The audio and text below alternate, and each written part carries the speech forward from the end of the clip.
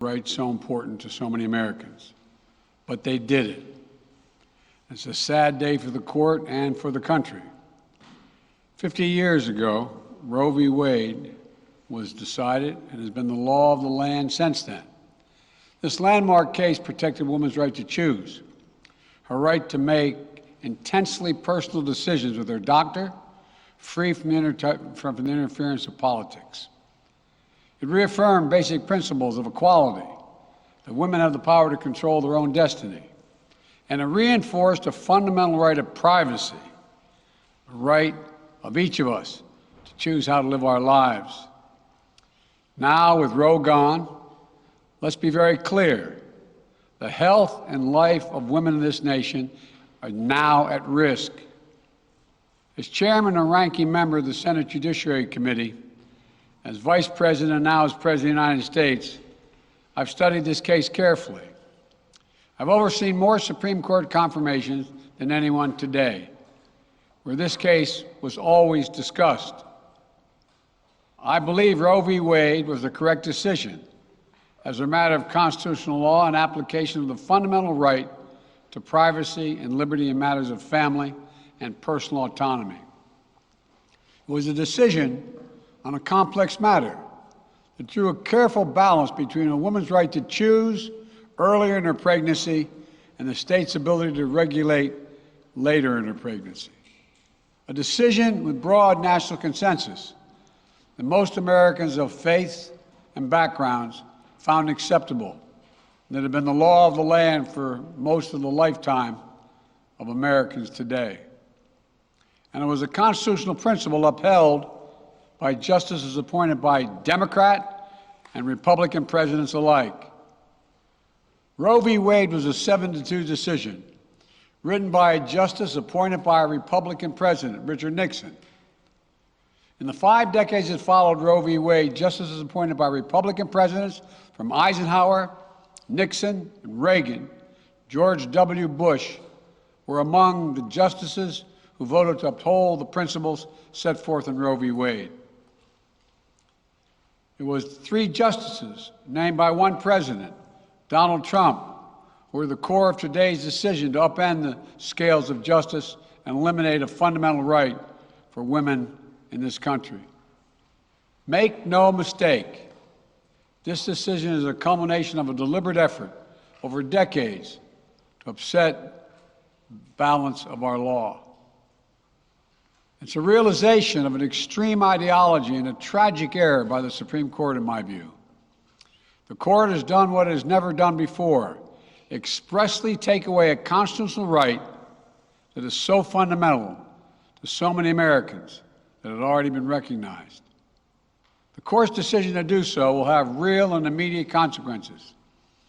State laws banning abortion are automatically taking effect today, jeopardizing the health of millions of women, some without exceptions.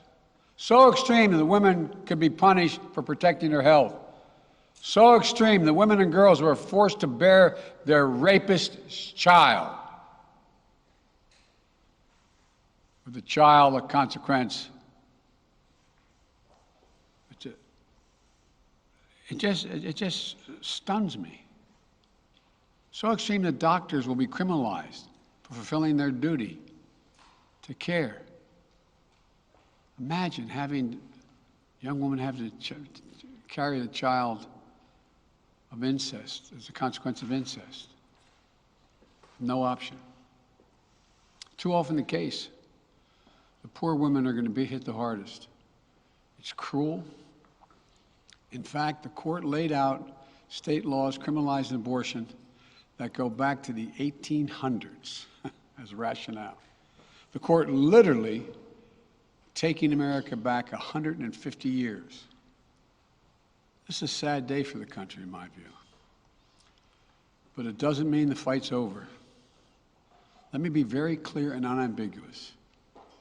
The only way we can secure a woman's right to choose, the balance that existed, is for Congress to restore the protections of Roe v. Wade as federal law. No executive action from the president can do that. And if Congress as it appears, lacks the votes to do that now, voters need to make their voices heard. This fall, we must elect more senators and representatives who will codify women's right to choose into federal law once again. Elect more state leaders to protect this right at the local level. We need to restore the protections of Roe as law of the land. We need to elect officials who will do that. This fall, Roe is on the ballot. Personal freedoms are on the ballot. The right to privacy, liberty, equality, they're all on the ballot. Until then, I will do all in my power to protect a woman's right in states where they will face the consequences of today's decision. While the court's decision cast a dark shadow over a large swath of the land, many states in this country still recognize a woman's right to choose. So, if a woman lives in a state that restricts abortion, the Supreme Court's decision does not prevent her from traveling from her home state to the state that allows it. It does not prevent a doctor in that state from treating her. As the Attorney General has made clear, women must remain free to travel safely to another state to seek care they need. My administration will defend that bedrock right. If any state or local official, high or low, tries to interfere with a woman's exercising her basic right to travel, I will do everything in my power to fight that deeply un-American attack. My administration will also protect a woman's access to medications that are approved by the Food and Drug Administration, the FDA, like contraception, which is essential for preventative health care, mifepristone, which the FDA approved 20 years ago to safely end early pregnancies and is commonly used to treat miscarriages. Some states are saying that they'll try to ban or severely restrict access to these medications. But extremist governors and state legislators are looking to block the mail or search a person's medicine cabinet or control a woman's actions by tracking data on her apps she uses are wrong and extreme and out of touch with the majority of Americans. The American Medical Association, the American College of Obstetricians and Gynecologists, wrote to me and Vice President Harris stressing that these laws are not based on evidence and asking us to act to protect access to care. They say by limiting access to these medicines, maternal mortality will climb in America. That's what they say. Today, I'm directing the Department of Health and Human Services to take steps to ensure these critical medications are available to the fullest extent possible. And the politicians cannot interfere in the decisions that should be made between a woman and her doctor. And my administration will remain vigilant as the implications of this decision play out. I've warned about how this decision risks the broader right to privacy for everyone. That's because Roe recognized the fundamental right to privacy that has served as a basis for so many more rights that we've come to take for granted, that are ingrained in the fabric of this country. The right to make the best decisions for your health. The right to use birth control, a married couple in the privacy of their bedroom, for God's sake. The right to marry the person you love.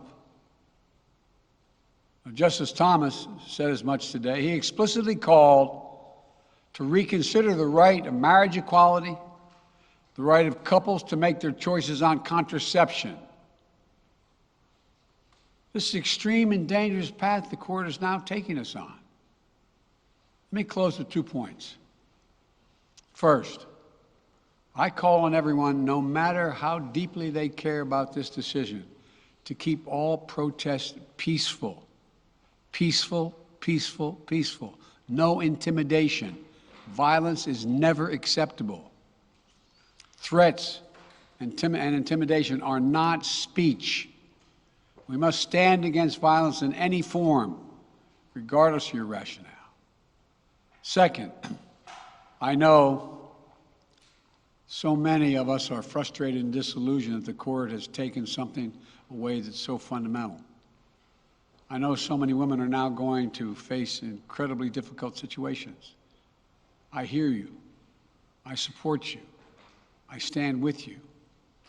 The consequences and the consensus of the American people, core principles of equality, liberty, dignity, and the stability of the rule of law demand that Roe should not have been overturned.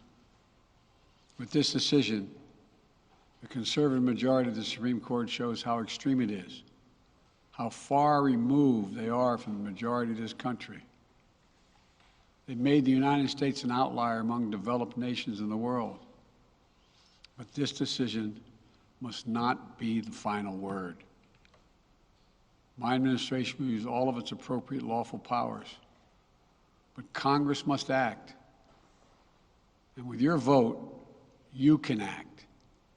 You can have the final word. This is not over. Thank you very much. More to say this in weeks to come. Thank you.